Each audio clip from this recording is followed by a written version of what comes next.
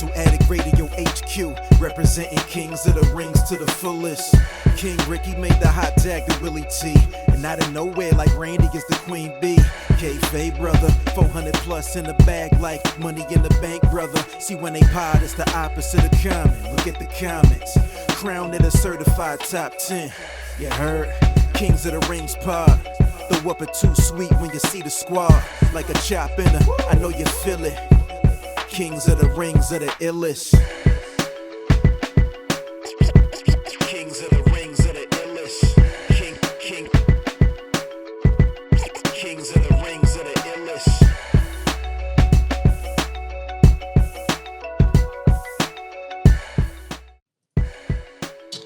You know, I'm not gonna lie. I think Taquan may have given us the show title already.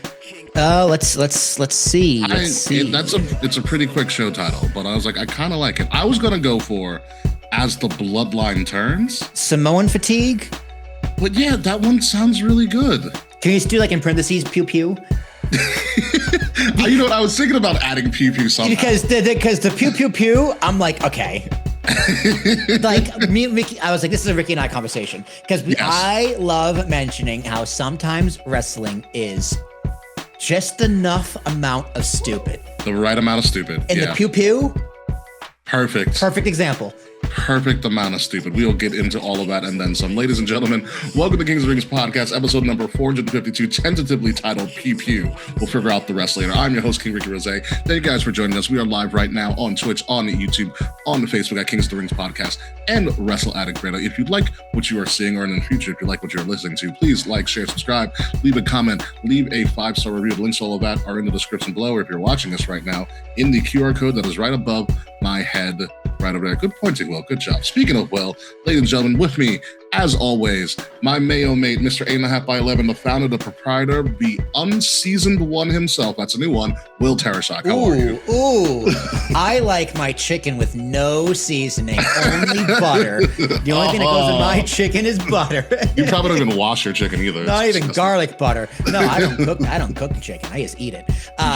And it's very seasoned. Let me tell you, garlic butter, mwah, chef's kiss. Garlic butter is amazing. Put it on bagels. It's so fantastic. Garlic butter is great. Have you ever put butter on a Pop-Tart? No, I have not. Try it. I maybe one of these. I'm not that poor yet, but I'll try.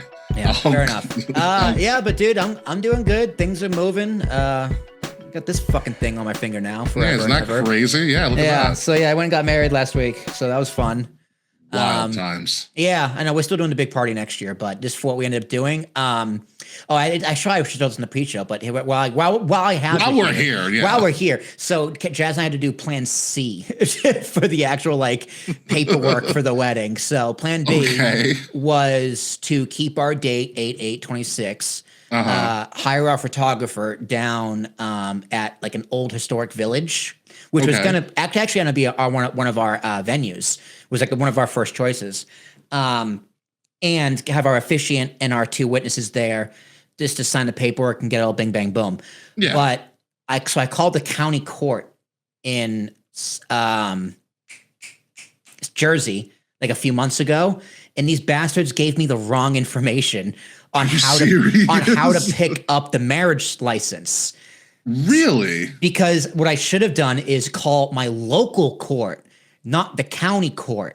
So we called them the week of, because what the county told me was you can't pick up your license until 3 days before the ceremony. So I was like, okay. What they didn't tell me was if you called the local court, they would tell you, no. It takes 3 days for the application to process. And then you can pick it up and get married within 6 months of that window. Damn. So we're like, great. That's just enough time to not make it. So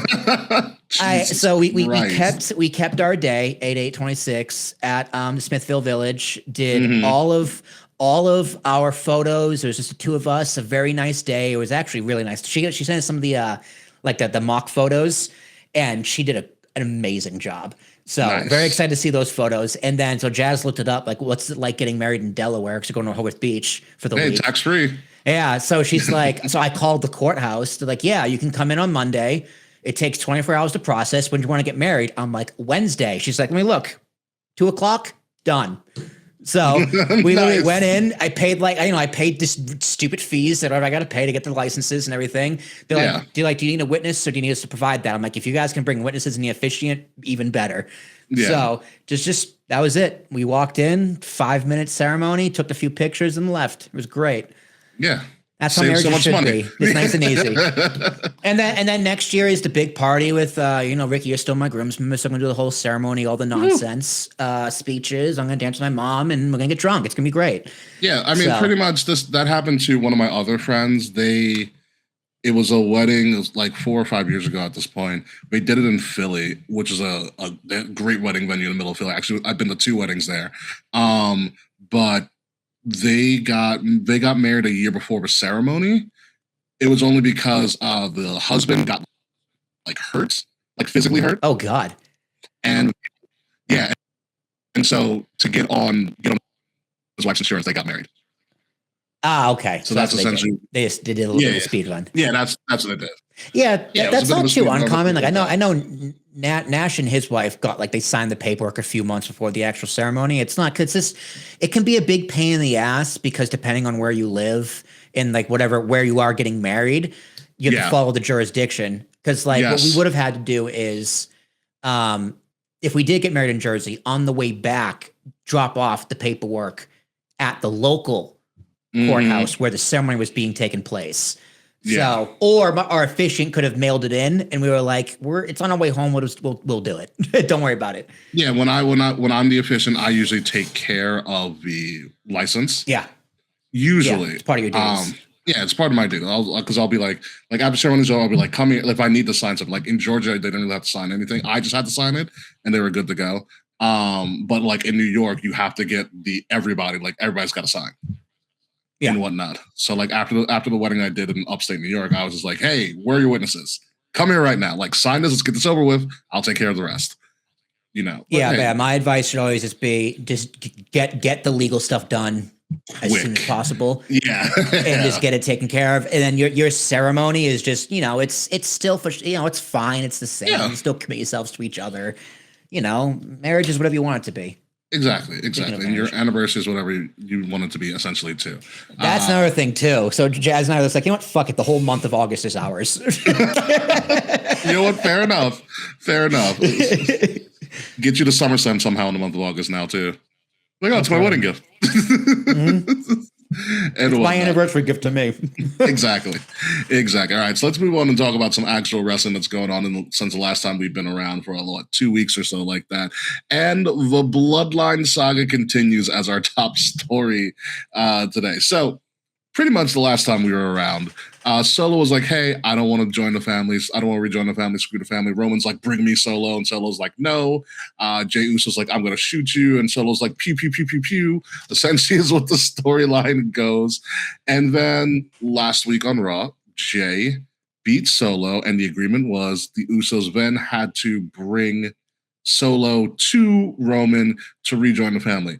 By the way, sidebar real quick, my father was in town last week, and he came over with one of his childhood friends on Monday night or whatever. Like, we're just going to come and chill. Did you have dinner? I was like, yeah, I ate already, blah, blah. So they came and chilled and talked to me because the entire family was around for a gathering over this past weekend and stuff. And so one of his good friends from his childhood was with him, and he saw all of my belts. And he was like, oh, my God, I love wrestling. They came around 7, by the way. And I was like, oh, yeah, Raw's coming on right now. So I got my father to watch Raw with me. How was that? Oh, he's fascinated by it. My father has taken me to wrestling events when I was growing up. I went to the SummerSlam when HBK returned. In 2002? With the street fight. That was at the Coliseum. Coliseum. It was a Coliseum. There was the opener was Rey Mysterio and Kurt Angle. Yep. That was a great show. Yeah, it was a really good show. Michael's return with Triple H in the unsanctioned match, and then Brock beating Rock to become the champion for the first time. And us booing the crap out of Rock so much that he left for Hollywood and never really came back full time. What a time. Yeah, what a freaking event.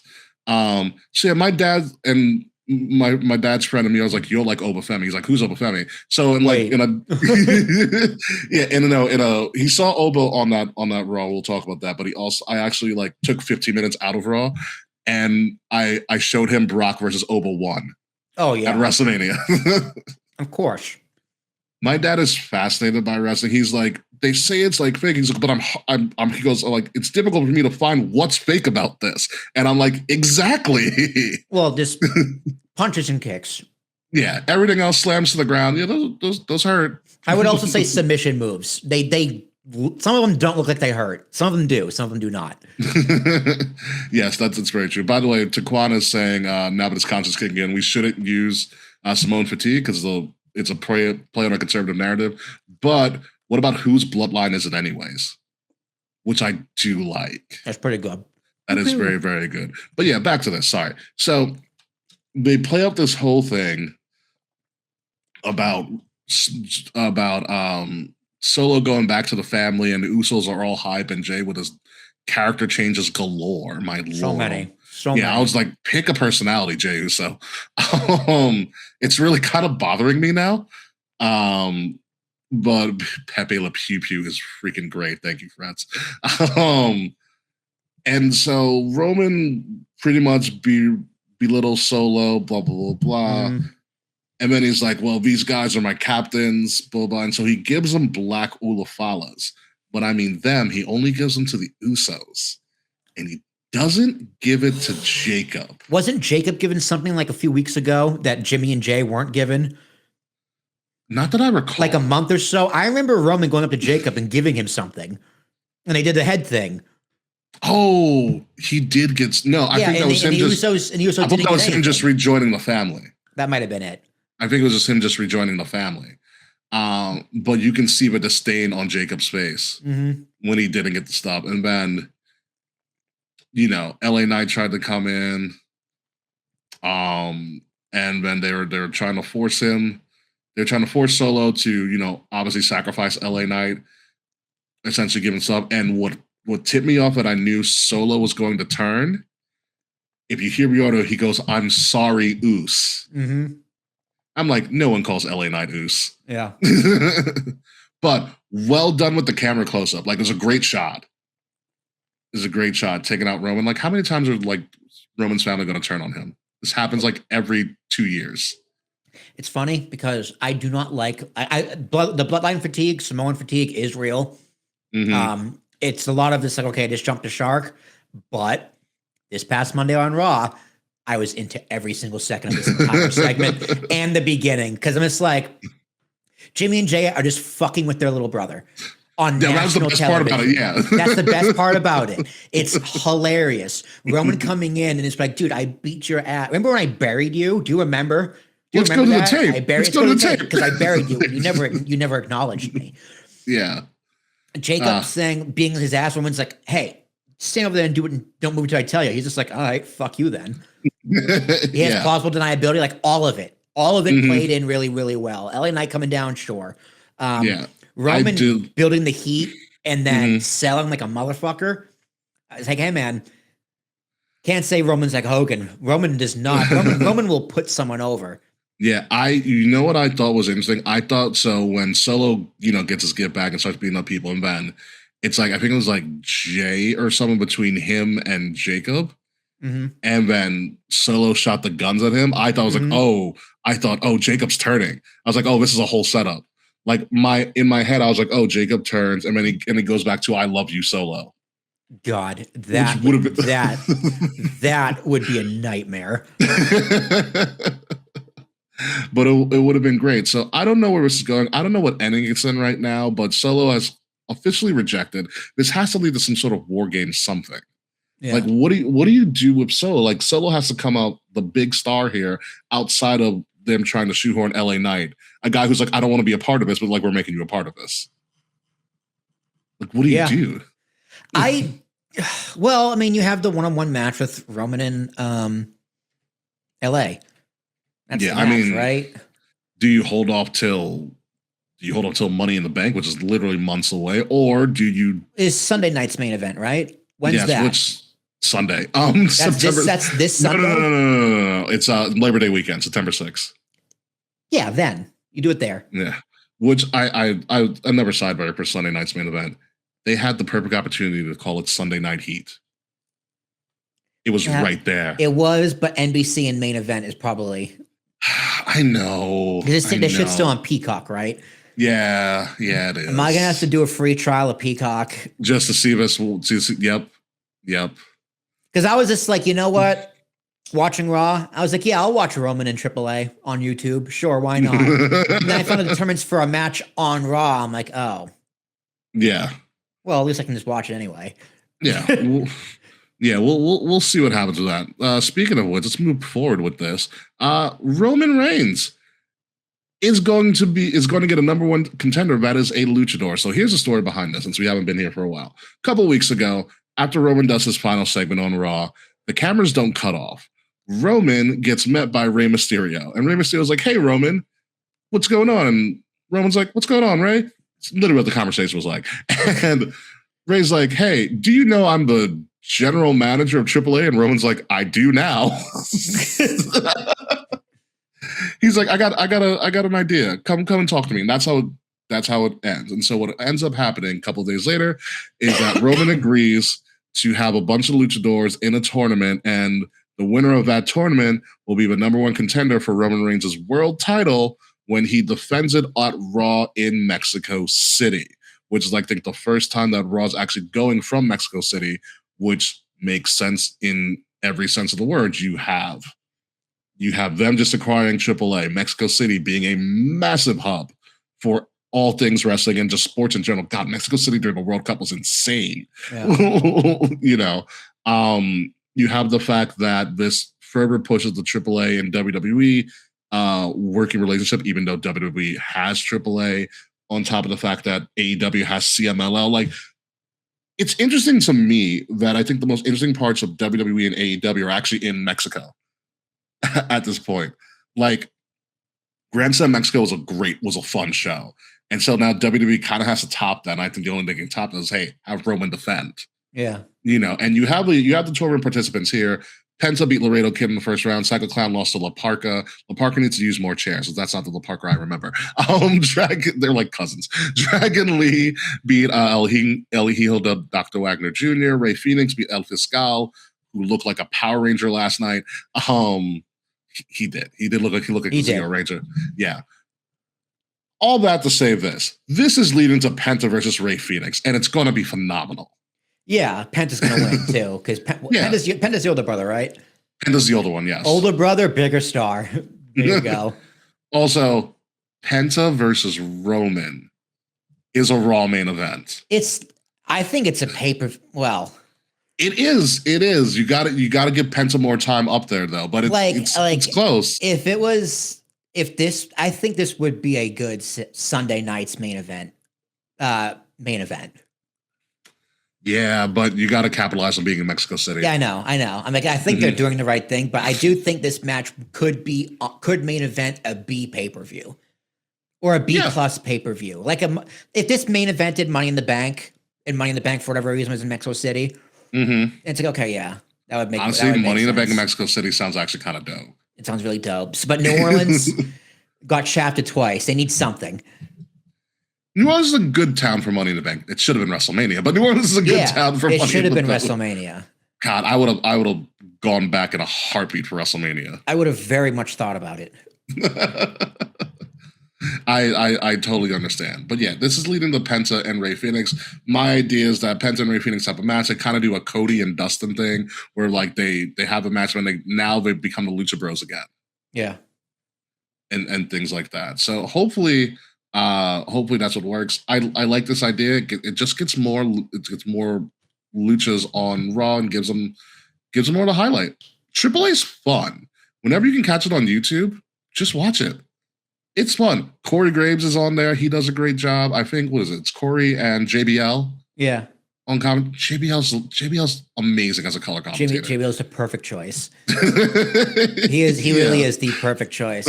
No, I agree. I don't watch AAA, but the usage of it on Raw and in video packages does not take away from the show that is Monday Night Raw. I think it makes Raw better. Because Raw the past few weeks has kind of been pretty bad. Building up to SummerSlam, there was some good, there was some bad, there was some ugly, but this is good television programming because it's interesting. It's Penta and Roman is a match I want to see one way or the other. So this is a good way to get there because I know Penta and Rey Fenix is going to tear the house down. And if for some reason people don't know that, they're in for a treat. Yeah, they're going to find out. My Lord.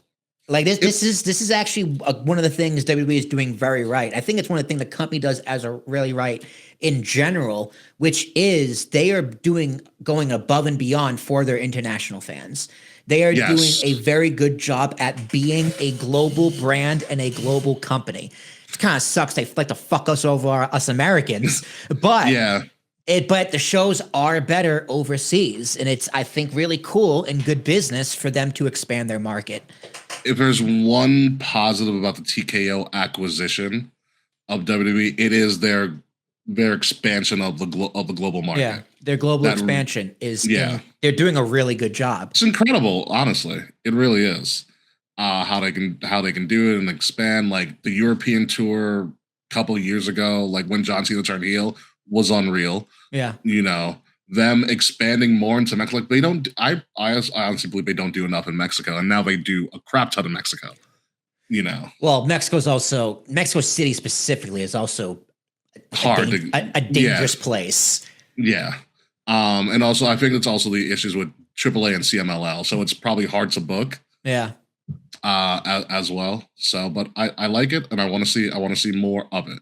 But moving along to CM Punk and Kevin Owens just tried to tear each other down. And it got to the point when you're listening to this and listening to just go jab for about 20 or so minutes. Yeah.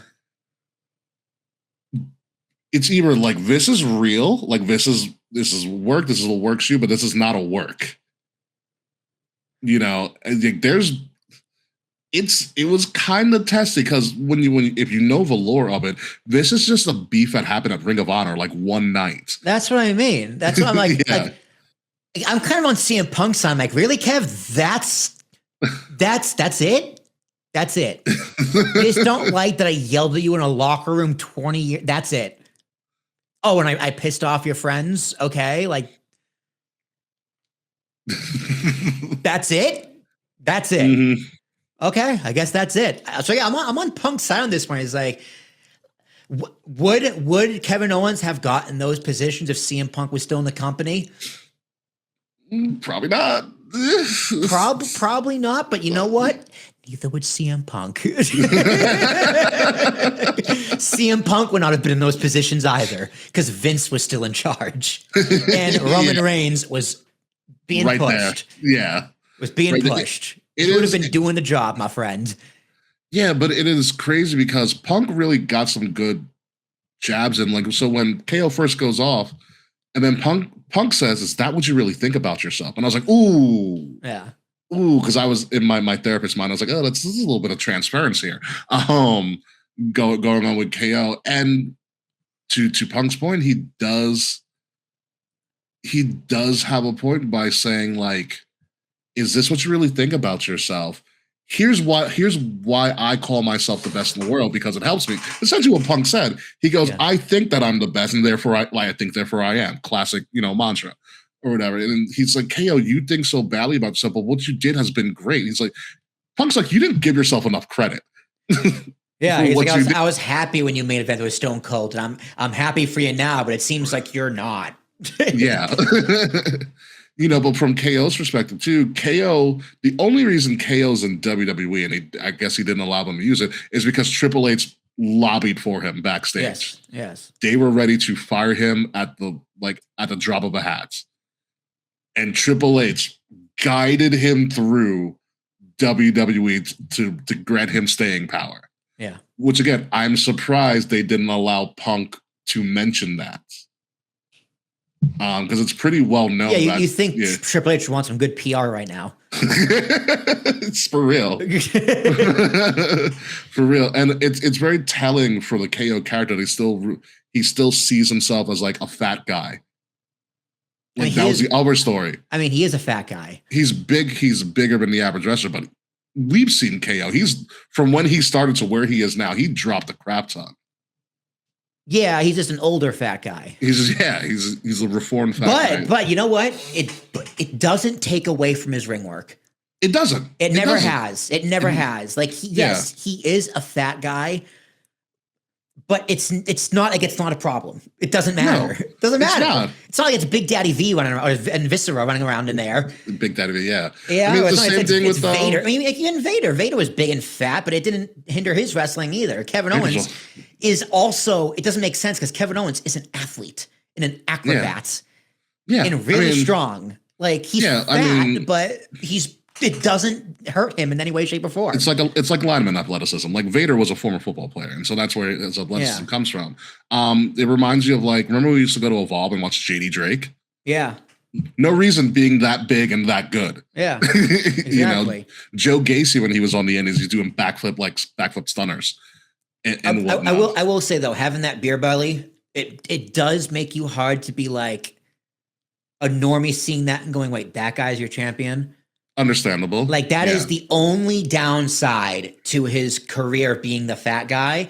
It's hard to see you as the top guy with the belt on the biggest stage if you're fat.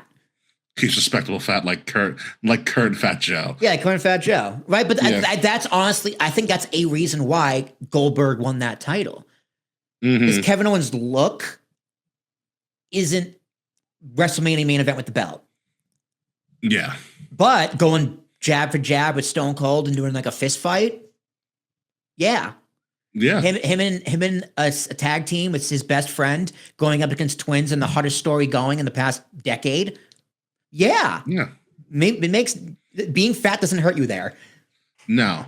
And the only really like very large person or fat person that was the WWE champion was Yokozuna.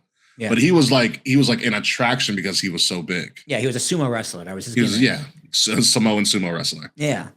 And whatnot. So it's interesting to see how long they drag was out because this was a long back and forth. It was a 16-minute segment. Yeah. Including entrances. Yeah, it was a long back and forth. When KO was like, I gotta sit back, your breath stinks. It's funny because I was like, Punk's about to say it in 3, 2. Oh shit, Kevin said it. Yeah. So again, I don't know how long they drag because this can have layers to it. Because KO can talk, Punk can talk. Who do you think gets their title match first, KO or Oba Femi? Oh, he did. He was like, I want an Oba Femi, and then I got endometriosis. It's like, ooh, kind of a bad line, CM Punk. But yeah, it's like people don't know what endometriosis is. They're just going to assume it has something to do with being fat. Yeah, that's not what it is at all. Yeah, I don't know. I didn't want to Google it. I couldn't spell it. Oh, it's a female-oriented ailment. Oh. Yeah. That sounds extra shitty. Yeah. I unfortunately know a couple people who suffer from endometriosis. It's not fun. Not fun at all. But yeah, this can have layers. Again, this is one of the things for WWE now that they don't have a PLE next month. Because Money in the Bank's the next one. There's nothing for September. They are forced to get creative. Yeah. With a bunch of stuff. You can't rely on like, we can clear this up. They have essentially another month and a half to build to something. Yeah. With Saturday Night's main event being your stopgap. Or Sunday Night's main event. And when Sunday Night's main event, not this week. September next week? 6th. September 6th. That's 2 weeks. Memorial Day. No, Labor Day week. Yeah. Labor Day weekend. Okay, and then so Labor Day you got until October, was it 12th? October 10th is a Saturday. 10th is a Saturday? Mm-hmm. Okay, yeah, you got about 5 weeks. Yeah. Get the building. It's gonna really test a creative team on that. Although there are some bright spots, like the fact that this segment with Chelsea Green, I freaking love. She had the promo of her life. She did. And there was all knocks like, can a comedy act actually be taken seriously? And she pulled it off. She really did pull it off. I do love a random wrestling WWE logic where it's like, well, Chelsea, you broke your orbital bone, so you can't defend. So, like, we're going to take the title from you. And in my head, I'm like, Rhea Ripley's in a knee brace, right? Yeah. I was like, you crowned her as the interim champion because the other one can't compete. And it's been more than 30 days. It's like, I like the story of Chelsea Green has the 30 days. She's going to get it, whatever. Like it's not a bad story, but how does she not mention, oh, but Rhea Ripley, can this be out? Like, how is that not part of this story? Because otherwise you left this plot hole for all of us to go, wait a minute. Yeah. What's going on? Instead of saying like, yeah, Chelsea's right. Like, this is hypocrisy against me. Why? Because I'm a mid-card talent? Because I'm a comedy act? This is bullshit. And then the promo hits harder. Yeah. But you're right. The promo was great. Nothing she said was wrong. It was just missing the context of Nick Aldis being the hypocrite. Double hypocrite. Because he's like, you understand? She's like, it's not the same thing. She's like, fuck you, it is the same thing. She's like, you just went out there. Like, with your wife. Yeah. It's close enough. Yeah. But I loved everything he said because for me, or for Chelsea, I think that was like real comment. She's like, I have missed weddings, funerals, birthday parties, holidays. She goes, I've been thrown. I think she said like, I've been thrown in trash cans or something. I threw myself into cake in a dumpster. Yeah. And she's like, I did this all for this moment and you're going to take this away from me? Not happening. Yeah. You're not doing it. Yeah. How about fuck you? If it's on Netflix, she definitely would have cursed them out. Yeah. But I love it 30 days. And like from all the reports, even Charlie said, like, she didn't even feel that she broke her orbital bone until like I think a day or so later. Yeah. Like she looked okay. JC clocked her. Yeah. But like also it's an orbital bone. Athletes you wear the mask. You do like the Cody Rhodes mask. Yeah, the Cody Rhodes. LeBron James already wore a mask when she broke her nose. Exactly. It's the same thing. Rhea's worn a mask. Yeah. And she broke her orbital bone. Yeah. This was a segment just for the sake of having a segment to kind of tease us, but I thought it was really effective. It was. But I think mentioning all those plot holes that Chelsea could have pointed was made it much better. Yeah, absolutely. But it was solid, and I like that Nick Aldis is like, you know what?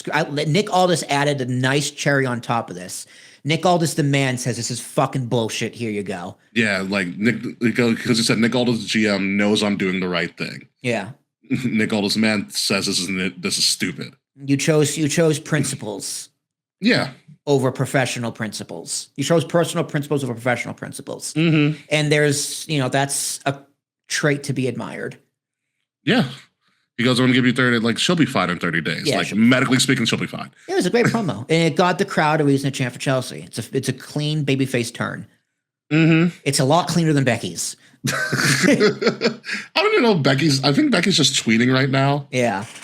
We're not really going to talk about Becky. And Stephanie Vaquero just stunning every time she's on camera. I'm just like, my God. Dude, her on Unreal was great. Oh, really? Like, watch like the WrestleMania episode if you're going to watch one, because honestly, the best part of that show is watching the wrestlers interact with their families. Like her with her dad, her with her mom, who else? Like, I think Liv Morgan and like her mom or something. Like Liv Morgan had that moment. I did not like how Liv Morgan portrayed herself on Real. She acted very like high school sorority girl who just cursed a lot and was like, she bought a farm because she likes animals. So like, cool. But those scenes with her mom, it's like, oh, there's the mature adult. Mm-hmm. There it is. So that part was very good on Real, seeing how these guys acted with their families. Yeah. Yeah, no, Stephanie Vaquero, always looking great. Oh my God, yeah. Miles Bourne, you lucky duck you. Moving along to, there's a lot of, SmackDown was really good. In particular, Cody and Randy just want to kill each other at this point. And I'm here for it. Yeah. The great part about this is that obviously this kind of leaves Sami Zayn out on the dust, and I don't know what they're going to do with that now, because Sami Zayn's kind of this like guy hanging. Like they obviously have something to do with Gunther, even though Gunther's just a giant bully. Gunther and Matt Cardona. It's storyline wise in that segment, it was perfect. It was fine. Yeah, it's fine. It was perfectly fine. What they do with Gunther afterwards, who knows? But like you do have a conundrum with the WWE Championship, because you have Sammy being like, I've been screwed all the time. Like Crybaby Sammy's fine. You have Cody, who's kind of doing the side quest with Randy, aka, oh, this is the WrestleMania match we wanted. Is literally what this is. Yeah, I mean, if you go look at the build again, unreal. Cody defended this whole thing. He didn't do a great job of defending Pat McAfee, but he did defend. He's like, guys, the point of this match in the build was violence. It was violence. They did try and retcon that the whole thing was about, him being part of Legacy, which they didn't really play on. They didn't talk about it at the time, but they're talking about it in hindsight because, oh, shocker. Yeah. And I'm probably going to talk about it now, but I swear, if you take Pat McAfee out of that build, it is a fantastic build. And you keep Jelly Roll? No. Okay, so you take both of them out. Both of them out. Okay. This is a fantastic build, and now they're picking up where they left off, which is why it's so good now. Because this has always been the story. We are going to be violent with each other. Yeah. Two people who love being violent. And they told Cody at Mania, wrestle like a heel, but you're not turning. Okay. And that's what he did. Yeah. Yeah. It works out. It works out perfectly. It's hard to defend Pat McAfee, especially after that rap album came out. I don't know if you heard about that. I don't need to know about that. Do not. Whatever you do not look that up. I can't tell you how much I do not need that in my life. You don't. Trust me. It's bad. It's not great. I heard one clip. I'm like, no, not at all. Oh, how the mighty have fallen. Yeah. On the flip side, Montez did it. Montez dropped the rap album too. I bet that slapped. Do they still say slapped? I don't know, but I bet it slapped. It probably did slap. I heard a clip about it because apparently there's a line where they're thinking that he dissed Jey Uso, which I wouldn't be surprised if he did. He's taking care of another child. Jey Uso is very easy to diss. Yes, he is. He's very easy to diss. Yes, he is. I did the one thing I don't like about the Bloodline storyline for real though. It's like, okay, Jimmy and Jay and like Jacob are having a contest of who can kiss Roman's ass just a little sweeter. Like that's the one thing I don't like about the segment. It's like you guys are competing to who can be Roman's bitch. The most. It's like the Bloodline V1, you were less of a bitch. You're now more of a bitch when the whole thing was, I want to treat you as equals. Yeah. You're my captain, which don't mean anything. What it really means is you're my bitch. Yeah. Yeah, no, it's a weird turn. Who knows where this is gonna go? But we'll see what happens with that. Let's move forward with something that I think our friend Sir Charles convinced that he's gonna have to go to this event now. Oba Femi and Braun Breakker are scheduled to fight for the first time ever on the main roster at Sunday night's main event, hailing from Atlanta, Georgia on Labor Day weekend. Ever since Oba retired Brock officially, thank the Lord, Braun Breakker has just been seen on TV fuming. It's just like a pissed off little kid that got his toy taken away from him indefinitely by like his older brothers. He's tried to ask Paul, who's the future of the business? Do you respect me? And Paul's perfectly like non-committal in all of his commentary towards Braun Breakker. Braun Breakker doesn't really want to be around the Vision anymore. No, it's blatantly obvious. He's like, get me out of this. He's Maxine in theory keeps kissing all the time. This shit is cursed. I want out. I am fucking, someone's ahead of me in this race. I don't fucking like it. The Untold was about me, how I'm the future. Yeah, and he's just an angry SOB at the moment, and him and Oba have kind of been jarring at each other a little bit, more so because Braun wants to get his spot back essentially. Yeah, and I love how this segment came together. It was great. Where they're both in the ring. Paul comes out of nowhere, and they're like, "What the hell? What are we doing now?" And Paul's like, "You're gonna fight now?" Yeah. Why? Yeah. Well, he's like his whole point was like, let me teach you something about being a main eventer. Also about the business as a whole. He goes, we don't answer to them. We answer to shareholders and the stock market. Yeah, and I was just like, oh yeah, well, thanks. We know. You know, if we're going to make money, we're going to do it on a bigger stage, not Buffalo, which I get. No, I mean, I took that as not Monday Night Raw.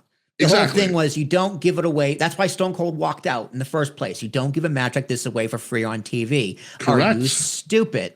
Yes, don't pull a WCW. Yeah, and like the bigger the stage, the bigger the moments. Exactly. And the higher you rise. Mm-hmm. Oh my God. And he's like, wrestling works, Ricky. Did you know that? Your goal should be to not wrestle on Raw. Exactly. Pull the Brock Lesnar. What I liked about this is I feel, and he doesn't need it, but I feel Paul's riding with Oba for a long time. I do too, but do you think Oba is ready for a heel turn? I don't know if Oba's I don't know if it's a heel turn. But here's the thing. I can't see Paul Heyman doing well with a babyface. Well, what if Oba's just like an ass-kicking machine? Like Brock was not a face or a heel for a while. I guess, but Oba can talk. Oba don't need Braun. That's true. Oba don't need Paul. Sorry. Oh, yeah. I mean, Braun Breakker kind of needs Paul. Kind of. Yeah. You know what? Because Braun Breaker's character is very pressured. Like his speech is really pressured. Yeah. Like he's like a high 6.5 promo in my mind. Yeah, he's very close to being a 7. He's just a little too. Yeah, exactly, exactly. But it's one of those things because like he goaded Braun Breakker. It's like it's going to be in your hometown. Yeah. You're going to have the advantage. I was like, Paul, come on, Paul. You know that's not how wrestling works. I'm not going to laugh though when I watched this very early this morning. When I saw Paul Heyman shake Oba Femi's hand and then come out the ring and go, it's just good business. I laughed so loud. I'm like, hey, it's fucking Paul Heyman, dude. Because that's Paul. That's Paul in a nutshell. That's Paul in a nutshell. He's like, no matter what, I win. Mm-hmm. But I did love the facial expression because Braun thought that Paul's always going to be on his side. Yeah. And Braun doesn't understand. Like, Paul made the comment like someone here in this ring is not doing good business, looking at Oba when it's actually directed at Braun Breakker. Yeah, I thought that was directed at Braun Breakker immediately. Yeah, but he looked away at Oba. He looked at Oba. Mm-hmm. I thought he was going to go, and it's not Oba. One of those lines. Yeah. And because from in Paul's defense, though, he's like, yeah, this guy just took out my breadwinner for the past 20 years. The job is open.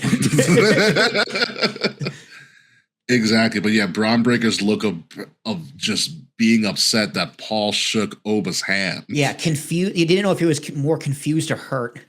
Yeah. Yeah. And I was like, oh, Paul's screwing Braun Breakker over. But you never know with Paul. Because it was really funny. I was talking to Charles about this because you know how Paul Heyman's like, oh yeah, it's going to be in Atlanta, your hometown. And Charles was like, Atlanta's a really black town. I don't know about hometown for Braun Breakker. It's true. Atlanta is a very predominantly African-American town. So yeah, it's going to be a big Oba celebration that night at Sunday night's main event. Yeah. One thing though. What? When Oba comes down for like a promo in a very tense situation like this, don't do the strut. Oh, you want to do like straight walk? Just straight walk. Mm-hmm. Like match always. You come out first always. Yeah. But if the tone is it's my serious game face in a promo, or I'm just gonna go whip your ass, don't do the strut. Gotcha. Let the fans do it. Yeah. Because I was just like, he kind of looks ridiculous doing a strut for this kind of segment. Do you remember that time in NXT, like right before Rhea got called up, where they're doing a beatdown segment on Rhea's partner, and Rhea came out and did the stomp. Did the stomp. People are like, your partner's getting their ass kicked. Like, what are you doing? She should just one time do it again. I mean, just like in a big moment too. Like it's a Saturday night's main event. She just comes out and like Io's getting beat up. She just comes out and does the stomp and then goes down. Or it'd be a house show. It'd be a house show. House show would be hilarious. At the MSG Christmas show. Oh yeah, that's my gift to all you marks. Rhea Ripley stomps while her partner's getting beat. But yeah, Sunday night's main event. If this is going to headline to be a marquee match, it's going to be a good one to watch. It's a match you need to watch. Absolutely, it's the future. It's the future of WWE essentially. But here's another thing. I'm like, hold on. Why the future when both of you guys have a very, very, very strong argument to say no. We're now. It's true. It's like, why are you guys both fighting for future when you should be fighting for now? Yeah. You're here now. Why wait? What are you waiting for? Go get it. Yeah. Speaking of future and now, have you seen Bronson Reed's latest photo? Looks scary. He's on GLP-2 at this point. Like, goodness gracious. Yeah. He's like, I'm never getting injured again. Because remember, he broke his ankle too. Was it the ankle that he broke? It was like when he jumped at the first War Games he was in. Oh yeah, he jumped off and like broke his ankle. Yeah, and then he came back, and a few months later tore his tricep or bicep. Mm-hmm. I would love for him to be involved in the Bloodline angle against Roman. Again, tribal thieving. Yeah. I love the tribal thief gimmick. He's Hawaiian though, right? Not Samoan? I believe he's part of... Or is he known as New Zealand? New Zealand. So they're in like the same... Yeah. Vicinity. It's not Polynesian, but it's like that kind of Pacific Islander. Culture, yeah. Yeah. Well, yeah, I do think Bronson Reed leaves the vision, and maybe I would love for him to like tribal chief versus tribal thief. You know? I just want to see what he can do now, but he looks amazing in that most recent photo. I think they all need to leave division, really. Yeah, the vision's rough. Guys, like you had the right idea, but it just didn't work. God was just like, yeah. No. Sorry. I mean, I do like Maxine and Theory as a couple. Yeah, they're fine. Mm-hmm. They're fine. Because it brings back the douchey Theory that we saw in the Indies. Yeah. You're like, oh, this guy's a god. Like this guy is hated, and it worked out. And then at some point he'll fire Maxine, just like he fired Priscilla Kelly. Yeah. That was a great moment on Evolve. That was so clutch. I was so glad I was there. Like this guy's such a dick. So good. God, I wish Evolve would tour like they used to. I miss LaBoom so much. I know. This is the perfect indie spot. And they had tacos. Those tacos were so good. Yeah, they did. Oh, tacos were fantastic. All right. Moving to more SmackDown news. The push for Fatal Influence is on. They have shot them pretty much holding all the gold outside of the women's title on SmackDown. JC Jane beat Tiffany Stratton on SmackDown to win the U.S. title due to some shenanigans and Chelsea trying to help out Tiffy, which I'm kind of okay with because that frees Tiffy to maybe, friends to enemies with Chelsea. Feud with Chelsea. Yeah. Mm-hmm. She finally turns heel. Again, thank God. Please. Yeah, but honestly, when you look at Fatal Influence, I was kind of annoyed by them for a lot of times. I felt like they were just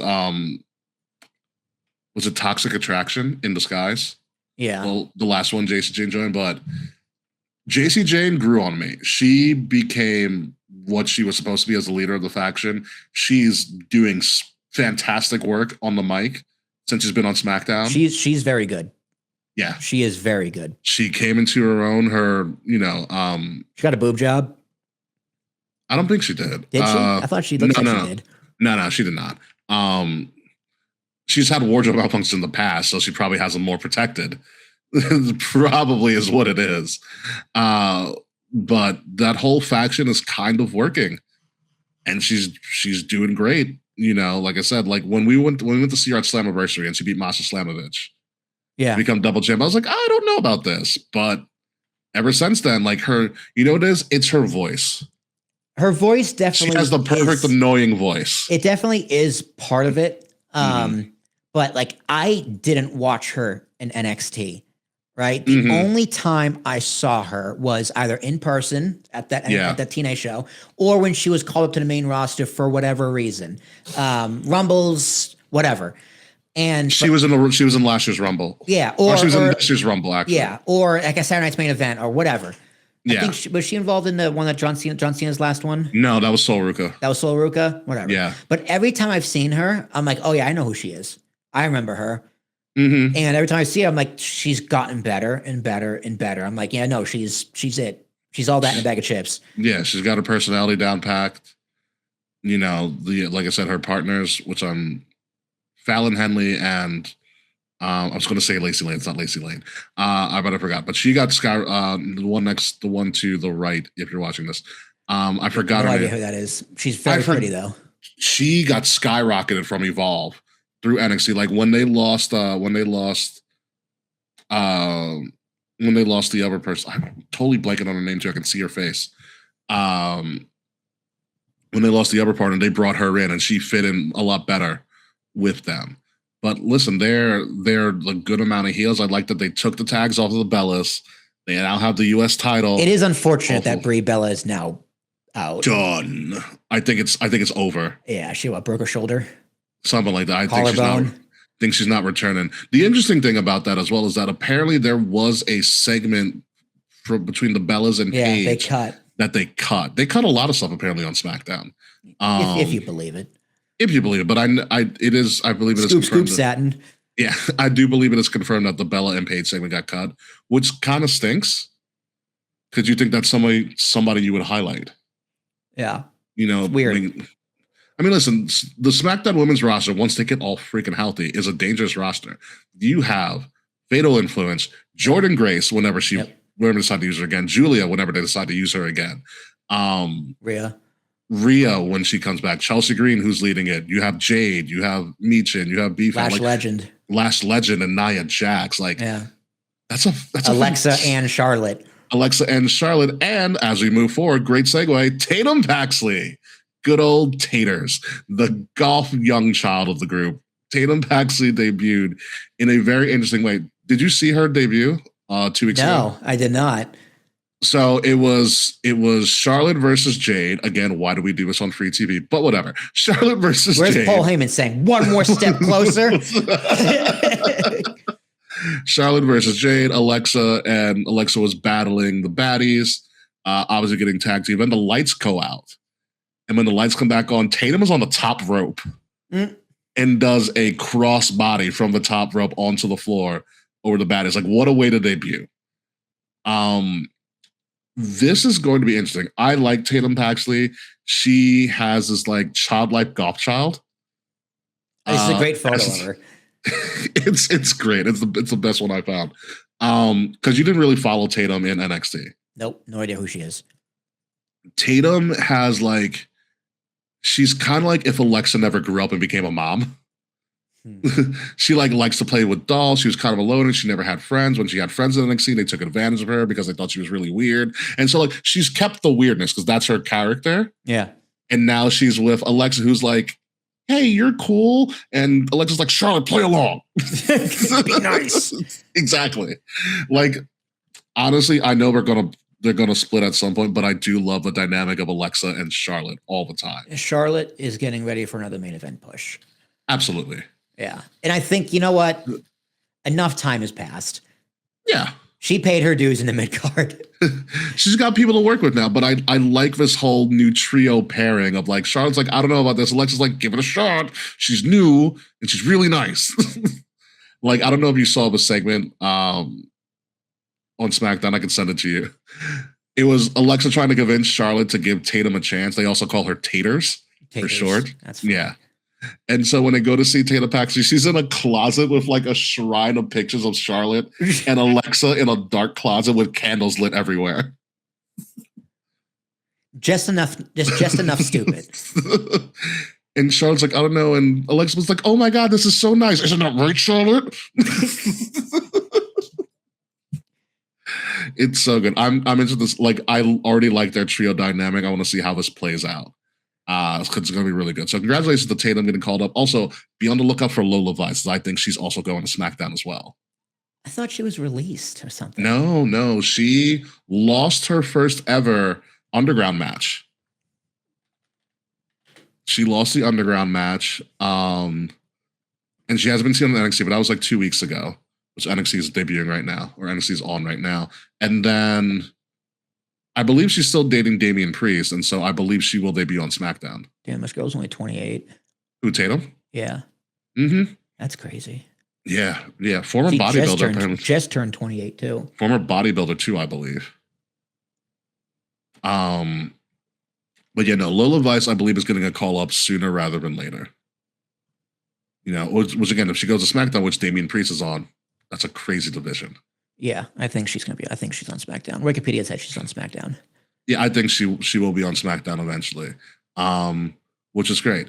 But NXT is not all lost, even though they get rated half the time, because they have secretly just re-upped again, especially in the men's division. Ever since Grayson Waller was like, the men's division is trash, you now have Mike Santana, aka Cruz Montana, and last week, in the main event match between Cruz Montana and Grayson Waller, Zilla Fatu showed up. Zilla Fatu officially out of his MLW contract, no longer with Fourth Wall and Enzo Amore. He is officially signed with NXT. Yes, it's another member of the Bloodline. And no, this is not going to stop anytime soon. They are like the Wayans brothers of wrestling. It is annoying, but it's going to be fun. Zilla has just made the NXT, top of the NXT men's card, really interesting. You have a lot of experienced people. Now you have another Samoan from the Samoan dynasty or from the Bloodline in this picture, all to pretty much make Tony D relevant. Yeah. It's really all it is.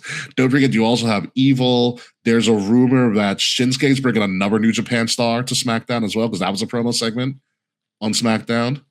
I think it's Takahashi is showing up as well, if he doesn't go to NXT. But Zilla Fatu is the best way I can explain Zilla Fatu is that in person, he's really nice. Met him at Comic-Con. Really cool guy. Really, he's stupid young, so he might be there for a while. He might be there for a longer time than Solo was. They kind of jettisoned Solo. Solo's like, okay, yeah, let's go. Well, because they needed him for a storyline. Yeah. You know, but I think Zilla Fatu will be there for a while. He is, I believe he's more on Jacob's side of the family. You can kind of tell by how he looks. Yeah, the look and build. Yeah.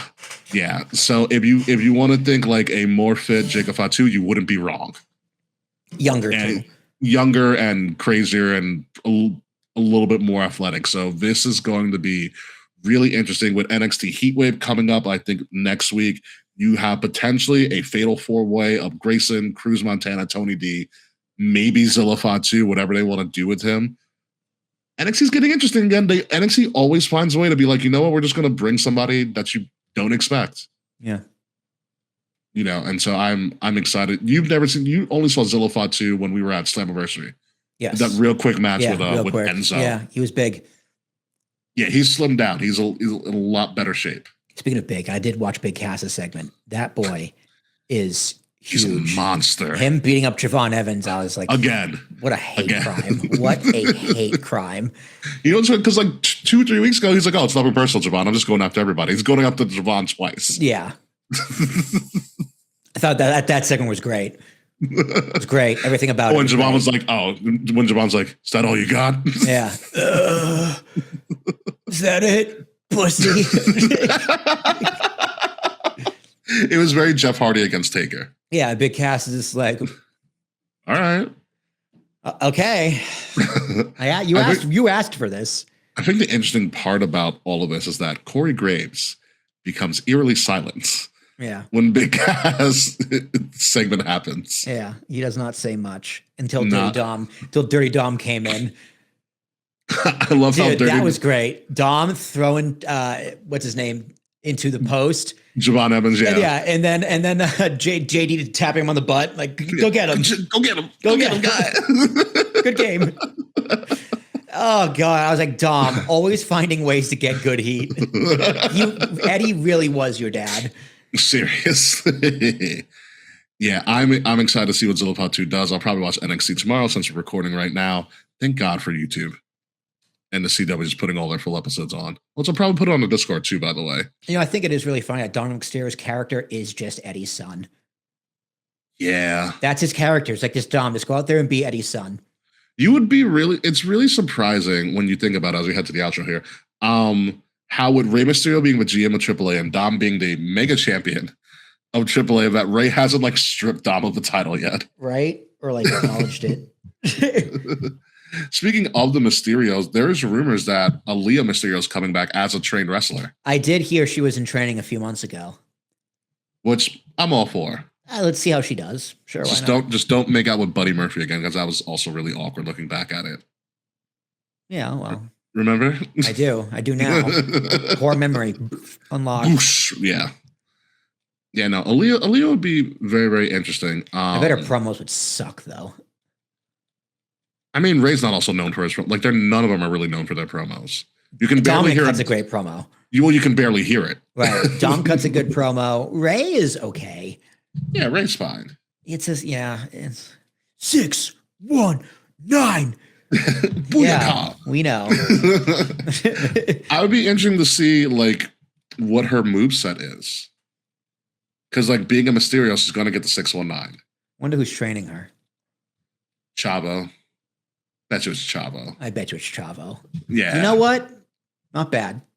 I can almost guarantee it's Chavo. Like if Chavo can train Scarlett Johansson, which is what he's done. Yeah. Chavo is a great pick. Yeah. Chavo is the pick. If it's not Chavo, you got a problem. Then who the hell is it? Chavo had the worker's curse. That's all Chavo was. He's a fantastic wrestler. Great frog splash. Fantastic frog splash. He's just small. Mm-hmm. He's a great worker and he's small. That's it. Yeah. Speaking of great working, that Rey Mysterio and Kurt Angle, Chad Gable match, really good. Yeah, it was really good. It was a very good match, but like this Chad Gable, like apology, I respect you, I'm sorry tour. I think this is it. I think this is the last one. Move on. I get it. He was a bad guy. He made amends. Now he's just brown nosing. Like unless he's going to turn again, just go about the story. What's the story? He doesn't have. Well, after his rating, I don't think there is a story because like that finishes it. But I love the match. Halfway through the match, I was like, they're going a really long time. I was like, oh, this is the main event match. Yeah, main event match. I was like, Roman's going to take up the last half hour. Got it. Yeah, I don't know what to do with Chad after this because obviously Penta's going to be held up with Roman. Yeah. So Chad's going to need some people to work with. Yeah, I don't know because who's in that Raw mid card? Ruru, if they put him back on TV. Rusev, Page, Ethan Page. Honestly, Chad and Ethan Page would be fun. Dom, JD, Chad and Ethan Page would be pretty fun. Yeah. Ethan Page is the right type of heel to go with Chad's like cookie cutter babyface. It would work because Chad is also that kind of heel. Yeah, like Chad and Ethan Page are very similar archetypes for a heel. Mm-hmm. So I do want to see how Chad would like feud with a version of himself. Yeah, as a babyface. Yeah, it's also one thing I didn't point out before when we were talking about the Luchador tournament, even though they kind of waited before the tournament bracket came out. Why did we not put El Grande Americano against Roman or have him in the tournament and tease it? El Grande Americano. You know why? Because they gave it to Rey Fenix instead. Okay. Penta beats El Grande Americano because that's where it ends. That's where he loses because that's where Rey Fenix is going to lose. So they chose: do we want to go with the gimmick with the story we already finished, Or do we want to go with a new story with the guy we've been ignoring for a long time? El Grande Americano is still the hottest luchador in AAA. I know, but they need to build up Rey Fenix, and that storyline on WWE television finished. I'm sorry, so you don't use El Grande Americano in the tournament against Roman. Again, I think that would sell tickets just because they're in Mexico City, and it would be ridiculous for all the right reasons. I mean, he's got to be featured on Raw. He's got to be featured on Mexico City Raw. I think you got to capitalize on it. Yeah, do something there. God, Oh my God, no! You have him interrupt a Chad Gable promo. Yes, yes, yes. That would be great. And then and do like a multi-man match or something like that with the Creed brothers who are. I wouldn't mind an El Grande Americano versus Chad Gable match. Yes, absolutely. For the IC title. For the IC title in Mexico City? In Mexico, yeah. Bruh. Bruh. Chad eats that pin, bro. Oh, no. Chad's winning. Chad gets the revenge. Oh, man. That would be a wild Raw. If it happens in like a couple of weeks, remember where you heard it here first. Folks. Yeah, dude, book that shit. That would be amazing. Yeah, Chad. Yeah, you know what? Because Adam Pearce will be like, "We're in Mexico City. Let's do it." Yeah. I don't know what spicy. And he'd say something stupid like that.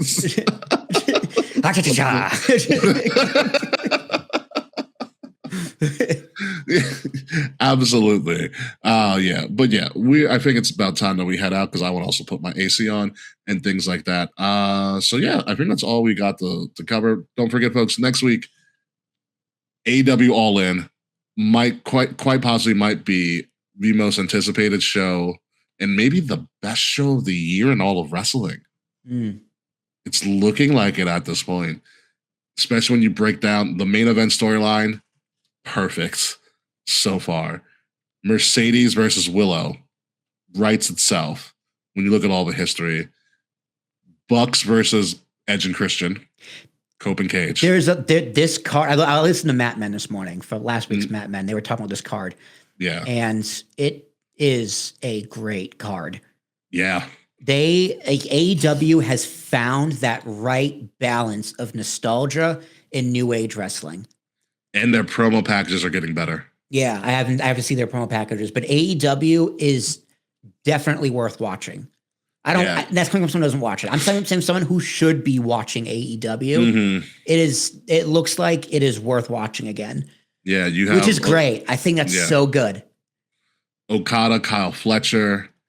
You have the women's tag. The women's tag just got announced a couple weeks ago as well for All In. You have the Casino Battle Royal, potentially MJF and Andrade. Andrade's on fire. Yeah.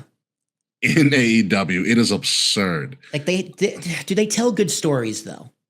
Yes, they do. Yes, the two main event stories for the two big titles are perfectly aligned. For Sasha's Mercedes being like, every time I accomplish something, you're always the one to take it off of me or take it away from me. The whole Will Ospreay joining the people that tried to kill Kenny Omega or tried to injure him and then leaving them. And then Kenny's like, well, you had a paper bag and it took you like 5 minutes to decide not to do it, which means you thought about taking me out. Yeah. So we're not friends anymore. Like, I'm going to take you out now. Also, one they did, we talked about this a couple weeks ago, and it's in the video package if I can find it on AEW's like social media, because they played it on Dynamite a couple weeks ago, was they were doing like the initial big promo, and it got Kenny Omega slapped Will Ospreay mid promo. I was like, oh, okay. But it was exactly what they needed. And then you have Cope and Cage versus the Young Bucks in essentially a once in a lifetime meetup. And you don't know the New Day could show up. You already have Motor City Machine Guns, and like I'm thinking New Day at Wembley. Yes, of course. Yeah, totally. New Day at Wembley. This is going to be a big Swerve. Just came back. Yeah. Hangman's in the picture. They're leveling up. They're leveling up in every single way. Yeah, and with it sounds like the psychology is there. Yeah. And with Jermaine saying this might be the last All In at Wembley, which means All In could return to the States. Yeah. Which I'm very happy about because I wanted to go to Texas because those tickets were really dirt cheap. Yeah, which means they're confident they can sell out a decent stadium in the States. I think with they their can. Fan base.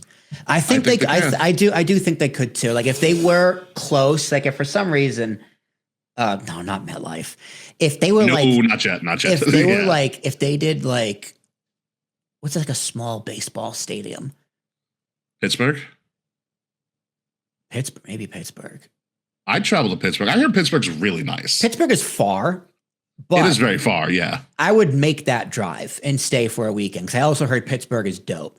And I'd be like, maybe we can catch a Pirates game and do a big 1-2 combo, exactly. Or if it's in the fall or whatever, it's like, hey, maybe the Ravens play at 1. That's Baltimore. Maybe the Steelers. The Steelers. Oh God, yeah, the Steelers. Maybe